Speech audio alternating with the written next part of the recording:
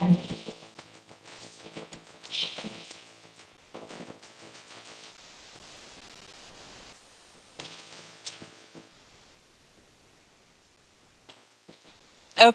hello everyone.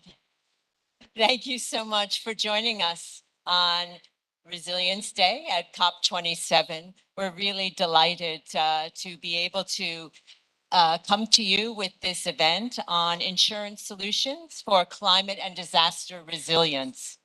So my name is Murli Baroudi. I'm with the Multilateral Investment Guarantee Agency of the World Bank Group, and I am a director of economics and sustainability, and I'll be the moderator of today's event. So I think we're all aware that developing countries are facing enormous challenges. There's rising inflation and, of course, the uneven recovery from the COVID pandemic. But in addition to that, the global environment continues to be rocked by natural disasters and climate shocks. And so strengthening the resilience of developing countries is really vital, a vital ingredient for development, and also for the poorest in developing countries, because I think we're all aware that when shocks and disasters hit, those are mostly very much impacting the poorest and the most vulnerable. So today, I think we are very, very fortunate to have a distinguished group of panelists and speakers here who will share their insights into how we should more fully integrate our efforts on climate risk, finance, and insurance solutions to help developing countries become more resilient. So let me introduce our speakers. We have Jochen Flossbarth, State Secretary at the German Federal Ministry of Economic and Cooperation, BMZ. We are also joined by Henry Kokofu, Executive Director of the Environmental Protection Agency from the Republic of Ghana. Ethiopius Tafara, who is Vice President and Chief Risk, Legal, and Sustainability Officer at the Multilateral Investment Agency of the World Bank Group, and Michel Lies, Chair of Zurich Insurance and Chair of the Insurance Development Forum. Welcome all. So I'm very happy that we will be able to kick off this event with opening remarks from our State Secretary, Jochen Flossbarth, and then we will switch to a discussion from the panelists to discuss the issues around resilience and adaptation finance in developing countries from the very different perspectives they bring to this issue. So without further delay, may I hand over to you, State Secretary. Thank you. Thank you for having me here. And sorry for being late, but just in time, as we are all jumping from one meeting here to another. And I really appreciate the leadership of the World Bank on the issue how to fill the gap, the finance gap on increasing resilience and addressing loss and damage. And let me be at the outset be very clear. If there would be one in the room to believe that we can fill this gap with public money, he's wrong in this meeting. It will not be the case. Even if the budgets of the old typical donor countries would be not under pressure, but they are, even then we would not be able to fill the gap. Even by tripling, quadrupling the funding we do at the moment. So it's very clear that we need private finance to come in, and that we need the right instruments. And to address the resilience and loss and damage gap, it's much more difficult than in other areas. If I look at mitigation, we have the technologies. If we are setting the right frame for investing in renewables and green hydrogen, over the time, if you ask me, better sooner than later, there is no public money needed. It will finance itself. it will be the new normal as a business. Addressing losses and damages, the resilience finance gap, it's much more difficult. But also here, we do have instruments in place. And that brings me to the Global Shield. The Global Shield is building up what we have, a set of instruments we already have in place. Takes a true resilience approach that is building upon how to organize bringing individuals under insurance protection. That's fine, and we made good progress from our first announcement to get a coverage of 150 million people in addition, which is already a big step forward. But we know that this is not enough because we have to look beyond the individuals. We have to look at societies, and that is where the Global Shield again can build upon what we have. For example, to name the Insurance Development Forum and the collaboration with UNDP, that is financed partially by BMZ, by my ministry, and also the Global Risk Modeling Alliance, that is an undertaking between IDF and the V20. And here I want to mention, from the very first idea to create the Global Shield, it was we were of the view that this cannot fly wherever, not at a COP, not elsewhere, if we do not develop it together, the architecture of it together with our friends from the V20, from the most vulnerable countries. And I really want to thank Ghana for, as a V20 chair, to making such a wonderful job and to help us not to make it a northern approach, but to create from the very beginning ownership in the north and in the south. And I think that is where we are sitting. That is why we appreciate so much that we now are taking the first concrete steps how to roll it out. Usually I start and now I end with what the Global Shield is not. And I think as it is more or less understood now here in the different tents, it is not meant to avoid a discussion on loss and damage under the UNFCCC. It is needed. This discussion is needed. We were pushing for an agenda item, but we believe that we do not have the time to wait for another COP to fix the issues, but that we have to take action immediately now. I leave it with that.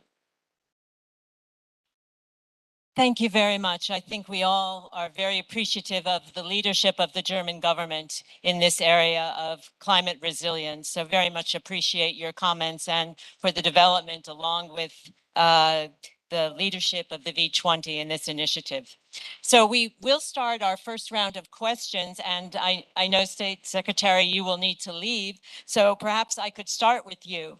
So if you were to think about what success would look like for the Global Shield, how would you answer that question? What are you looking for in terms of success for the Global Shield going forward? What would success look like to you? Yeah. As you know, we decided to take a country by country approach to make assessments. What are the risks this country or region is facing? What instruments do we have in place? There is also a link, if I may add it, to adaptation, because the risk is not God-given. You can do something to reduce the risks, and what instruments are already in place to address these risks for different groups of society. And then it's simply a gap assessment. What is missing? I just had a meeting on global social protection. I mean, 4 billion people do not have access to social protection. If we were able to install it in a meaningful time, we already would reduce the problem and could focus on the specific risks and gaps in a respective society. So At the end, we aim at a 100% access to cover all the risk for everyone in a country. Thank you very much. I certainly hope that we achieve that outcome. That's very ambitious, but also extremely admirable. So let me turn to Henry Kokofu. Ghana is, of course, chairing the Vulnerable V20 group. I'd be very much interested to hear about how you see the key priorities for Ghana in terms of how you are expecting to reduce your vulnerabilities to the financial risks associated with climate shocks, and how we in the international community and in the private sector can potentially support you in that journey. Thank you very much. I think it's important to begin by reminding ourselves of some few but important data. According to the loss and damage report published by the V20, climate vulnerable economies have lost over the last 2 decades more than $525 billion because of climate change. The World Bank Group's new country climate and development report, CCDR, for Ghana also estimates that at least 1 million more people in Ghana could fall into poverty due to climate shocks, and income could reduce by up to 40% for poor households by 2050. With these staggering figures and facts before us, it is important that we look at climate risk support programs for dealing with climate-related damages, with a view to provide protection against these risks and the poor people. I'm happy to have learned from the minister that the Global Shield Initiative is not meant to derail the conversation on loss and damage, that at V20 we've prioritized to have a more dedicated funding source and sustainable, so to be. So we continue to push for that. But back home and within the V20 setup, we've engendered the conversation and actually started what we call the CPP, the Climate Prosperity Plans, which are based on the country's existing plans, but catalyze a transformation that reverses systemic vulnerabilities and maximize transition opportunities within the whole setup. With this in mind, we know that there exists a 98% financial protection access gap, and the CPP intends to bridge this gap to some extent, and then also to support development of disaster risk financing and insurance mechanisms. Here, the Global Shield is sure to play a key role in resourcing climate protection packages. So we cannot but be grateful to the German government for spearheading this all-important instrument. We are also grateful to open data and risk analytics tools, such as the GRMA, which can be delivered by both the private and public sectors and will help stakeholders to make informed investments and improve financial resilience. Here also, the first speaker alluded to the fact that public financing is not able to go this trend. So therefore, the need to leverage on private capital is very, very essential at this point in time. In Ghana, in 2020, the government and the parliament enacted the law, Act 1039, that talks about public-private partnership, where we have put in place the safety nets for investment, private investments, within the scope of the CPP, so investment can and should be protected at all times. We hope that the V20 countries may be given the opportunity to be in the driving seat of this development agenda when we have actually concretized on the private capital coming on board. So we'll be able to ensure that our developmental agenda are aligned with what is being put forward by our development partners. We then also hope that the G7 and the G20 in the international community will continue to lend support to vehicles like the Global Shield against climate risks and our own loss and damage fund that we continuously push ahead. And also we want the international community and the private sector to take key interest in the climate prosperity plans that we put forward. And I must also say that these are country by country based. The risk analysis are not are even unique, but they are not so much so the same, given the geopolitics of nations that comprises the V20. So at the appropriate time and going forward, we expect that through initiatives like this and the Global Shield, we will have the private sector coming on board to partner with the public to be able to ensure resilience. Thank you.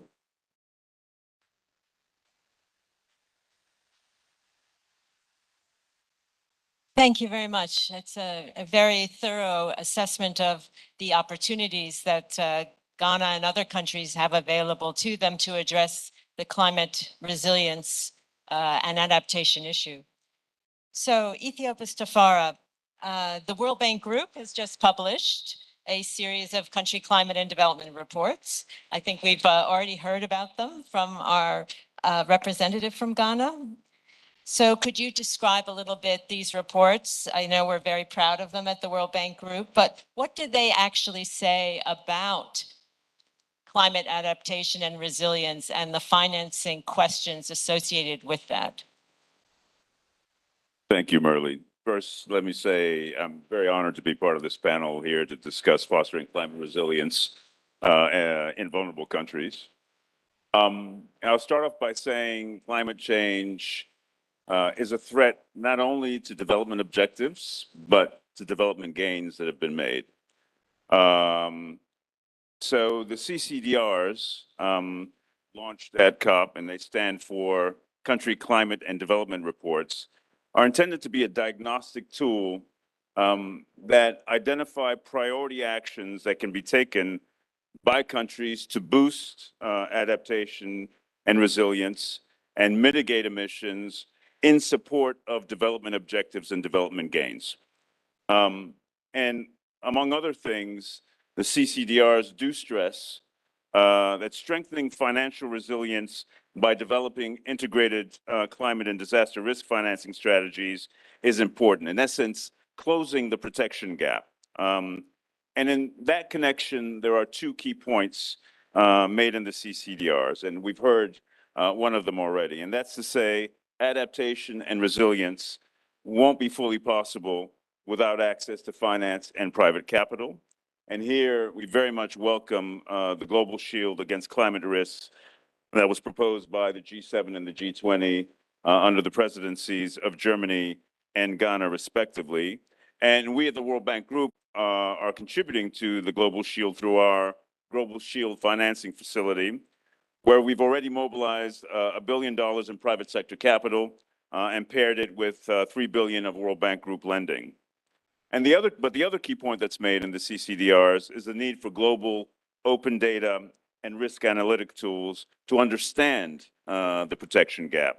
And here, very much applaud the Global Resilience Index developed by the Insurance Development Forum, to which we contributed at the World Bank through technical inputs during the development phase.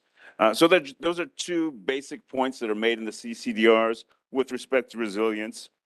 Obvious but needed stating. And again, we are doing our part in contributing both to the financing issue as well as the data issue. Thank you very much, Ethiopius. I know that we've published, I think, 28 country climate and development reports. So we are already started on the next set of 28 reports. And I'm sure that the themes that you mentioned will be also covered and deepened in the coming reports. So Michel Liès, let me turn to you. You are the chair of the Insurance Development Forum. And I think there may be some in the room, but also watching on live here that are not yet familiar with the Insurance Development Forum. So can you give us a better understanding of what the mission is and how that mission tries to bring together the public and private sectors to help in this very challenging area of climate resilience finance? I must say, I'm also very honored to be here, but I'm more than honored, I'm also very happy. I think that when things start to move together, I feel happy. And that brings me to the Insurance Development Forum. It's something which is close to my heart. It's close to the heart of many of my insurance peers. It simply reflects the fact that insurance can, should, must play a more intense role in the challenge that we have in front of us. So let's go a little bit in the details of what the Insurance Forum is. It is there to connect insurance and reinsurance sector capability to the public sector and to humanitarian programs in developing economies. While it has an important advocacy function, its core programs are operational. We want to be operational projects with sovereign and development market partners. These include the Tripartite Agreement program in partnership with the UNDP and the German government Insure Resilience Solution Fund. Tripartite projects create conducive conditions and product design to accelerate risk transfer transactions in the context of the protection gap. This program has been live for 2 years and has the ambition to operate in 20 countries until 2025. Bringing the sector operational experience in risk analysis. This year, the IDF also launched the Global Risk Modeling Alliance in partnership with the V20 group of Ministers of Finance and the ISF. The Global Risk Modeling Alliance purpose is to enable open access to risk insight for risk-owning authorities for public good. It will create greater equality of knowledge in decision-making and improve conditions for unlocking risk finance. The GRMA is considered to be a key resource in Global Shield country-level program and for V20 climate prosperity plans.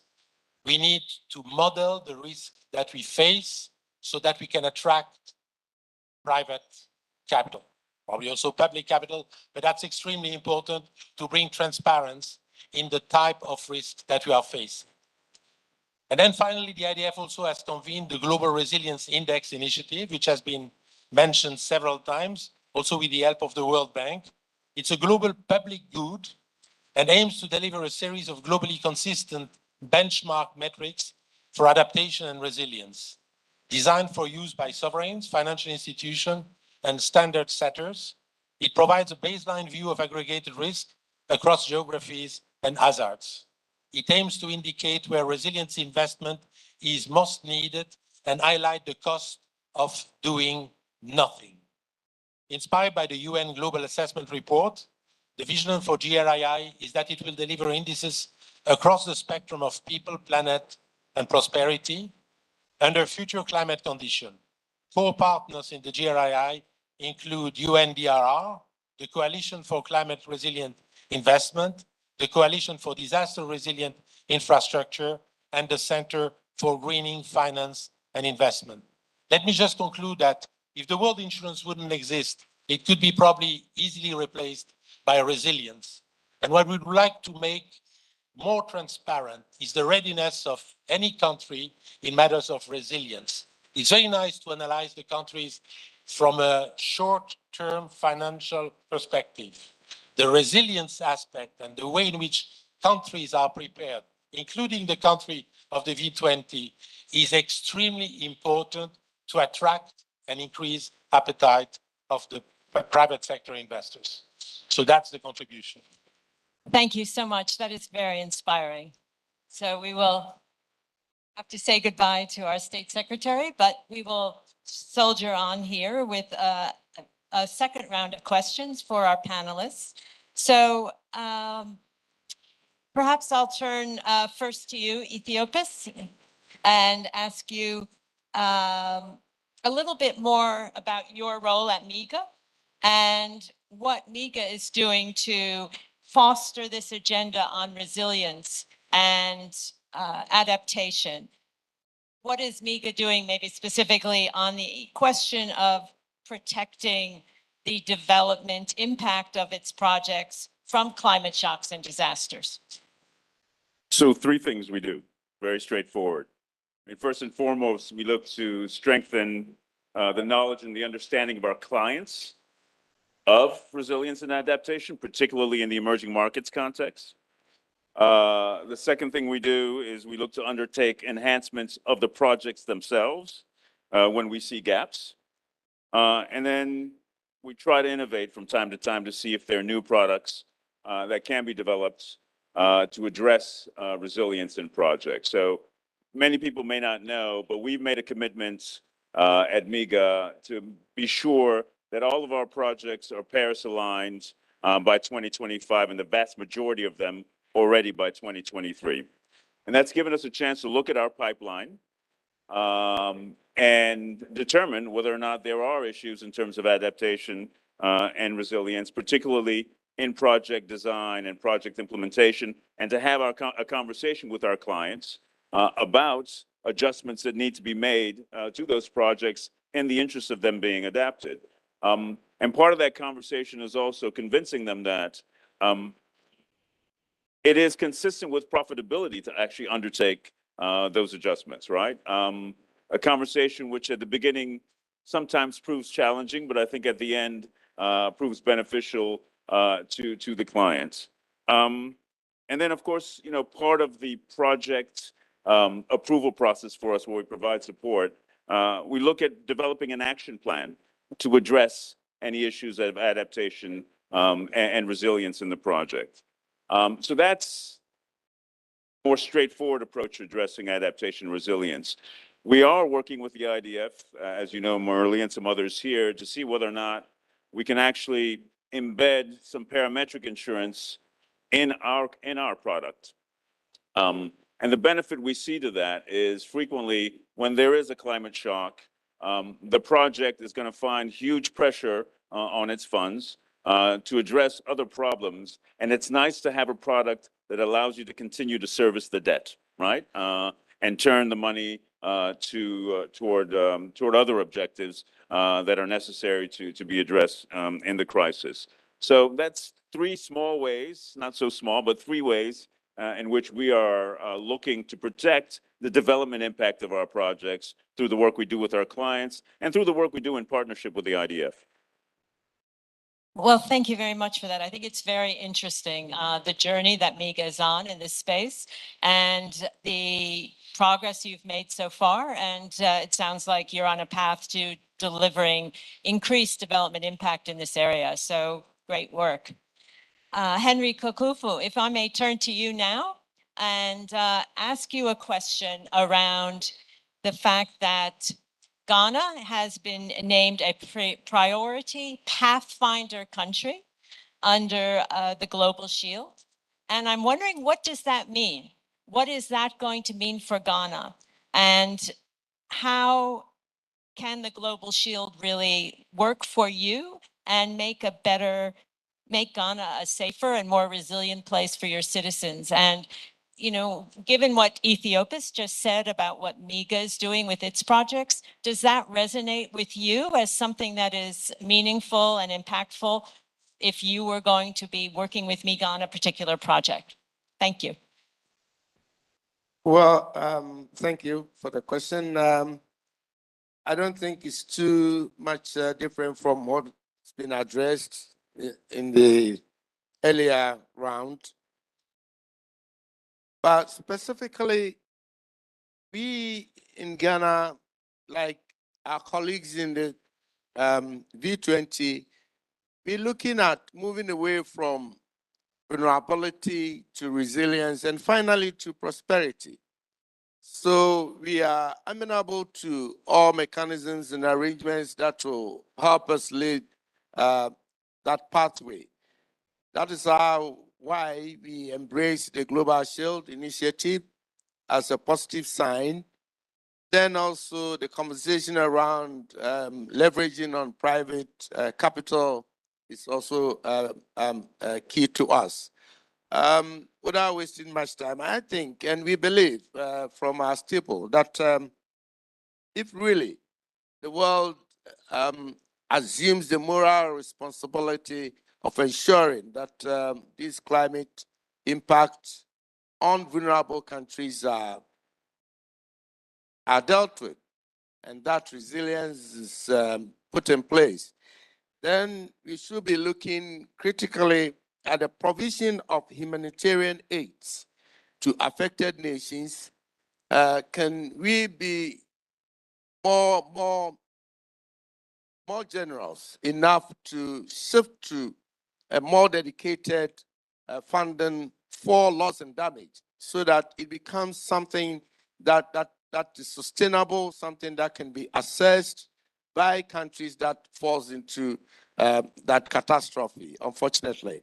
So we are calling for a revision of humanitarian aid handouts in times of catastrophe, in times of difficulties, to a more dedicated funding source that will be sustainable enough. Second, the financing mechanisms abound. It's all over, but assessing these funds, the bottlenecks and the time to get around it. It's possible a project that is meant to alleviate the pain and the suffering of people hit so hard by the climate impact may take 2, 3, 4 years. And we do know that these situations are emergency situations. So how then do we go around it to ensure that we do not delay much time to have the effect so impacted for the poor people? So access to financing, shortening the time for access, and then also removing a lot of the bottlenecks that impedes access. Now we're talking about private enterprises, including the insurance industry. And you and I, all of us do know that these private enterprises premises on profit-making ventures or investments. So, and here we're talking about economies that are so weak. We're talking about people that are so poor. So bridging the financing gap and ensuring resilience, are the private sector coming on board with the usual mindset of making profit? That is a question for all of us to answer. Thank you. Thank you very much. I really appreciate your points about the fact that financing has to be available and affordable as well as timely to make a difference in how people can recover from climate shocks. So thank you for those very thoughtful comments.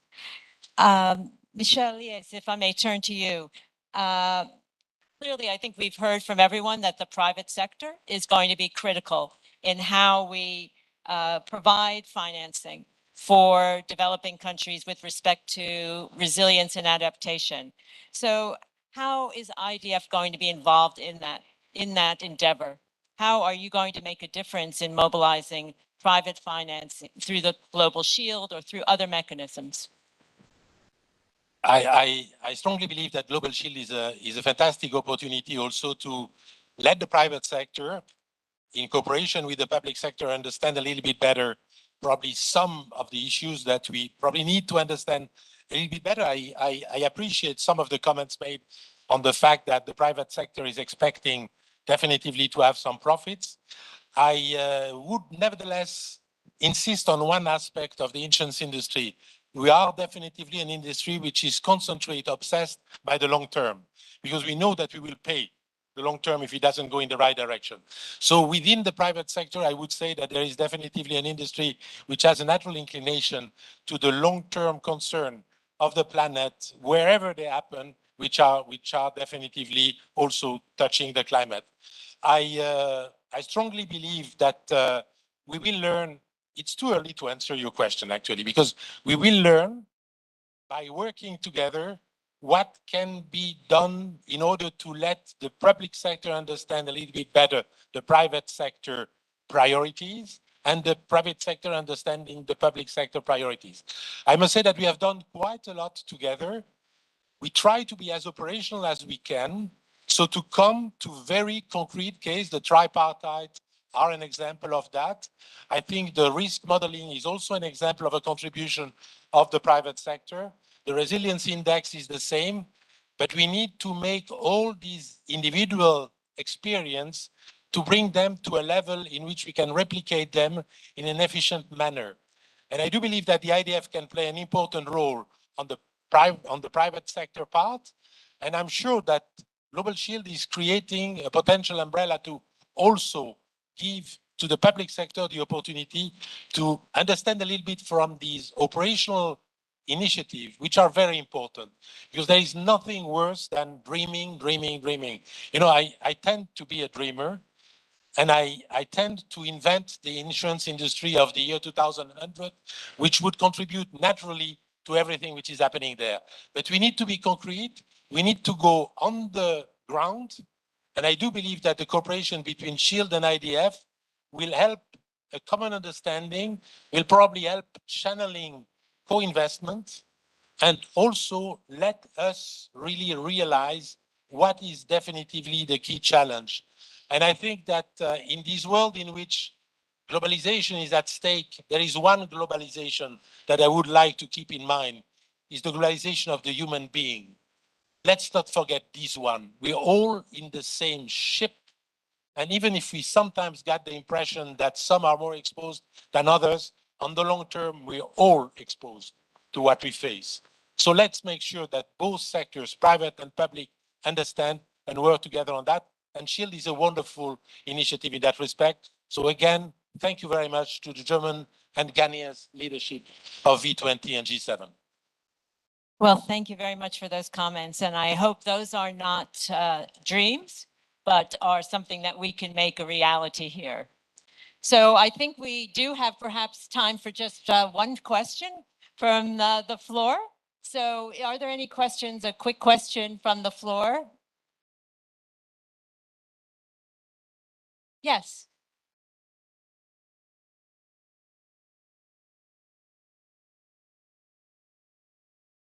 Thank you. Thank you for a very interesting discussion. My name is Yasser Ibrahim, and I'm a manager in MIGA.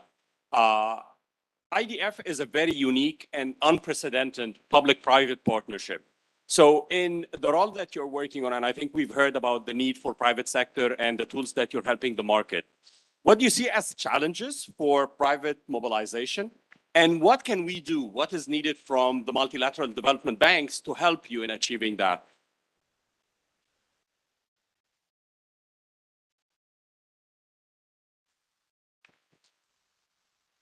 Definitely the key element is to make of a lot of initiatives something which is commercially viable, which makes sense. It doesn't need to make sense immediately, even if I do believe that if the short term doesn't return, probably the long term is a challenge. So among the contribution that MIGA and other public sector can bring is we need to let you understand what are in some of the investment, the key elements which are currently blocking the private sector. And then, and I'm sorry to be so direct, we will nicely delegate to MIGA the solution of this problem, and then you bring the private sector. But I think we need to discuss a little bit, because the private sector needs to understand also a little bit more, a few things. But there are a few risks which are probably, if I may say, a little bit too political to attract the private sector. So let's, if possible, clean some of these risks, and then you will see the private sector coming in. You know, investors, insurers are also massive investors. They're not only underwriters. So that's also a fantastic way in which IDF can contribute. Thank you very much. And perhaps I'll just turn quickly, Henry, to one last comment from you, and then one last quick comment from Ethiopius.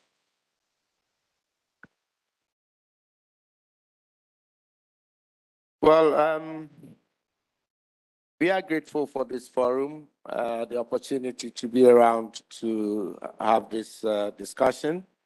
I would like to leave the message of peace, because I got to hear Sharm el-Sheikh, and they said it's a piece of land of peace. So I think with all this COP27 and the conversations going on, trying to find solutions to the climate impacts, including resilience and towards prosperity, Mother Earth will finally find peace with this climate. Thank you very much.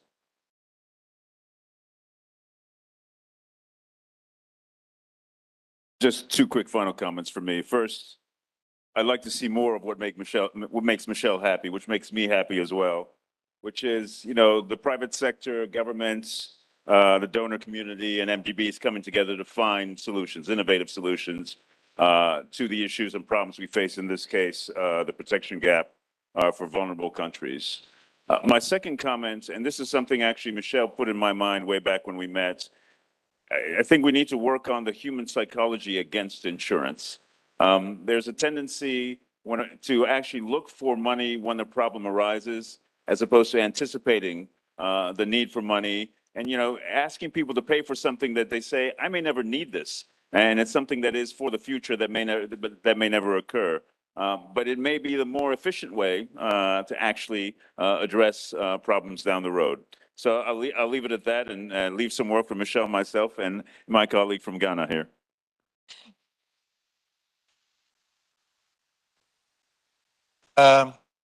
First, I repeat it, we are in that all together. So let's simply be aware of that. I would like, and that's probably a reproach that I give also to the insurance industry, I would like to see responsible of this planet being a little bit more aware of risk management. You can call that risk management, you can call that long-term, but that's important. I think we need to take decisions which are probably influencing on the long term. And I realize too many times decisions that we do not take simply because they do not make immediate sense, even if they would make a great sense in the future. So let's have the courage to be together in that. And let's make also sure, the last point, that we realize, and I repeat that, that if we invest money in the infrastructure, if we invest money in many ground conditions before a catastrophe happens, we are 5 times more efficient than only reacting to the human drama created by catastrophes. It's easier to collect money in front of a human drama. I think it would be more mature to avoid the human drama.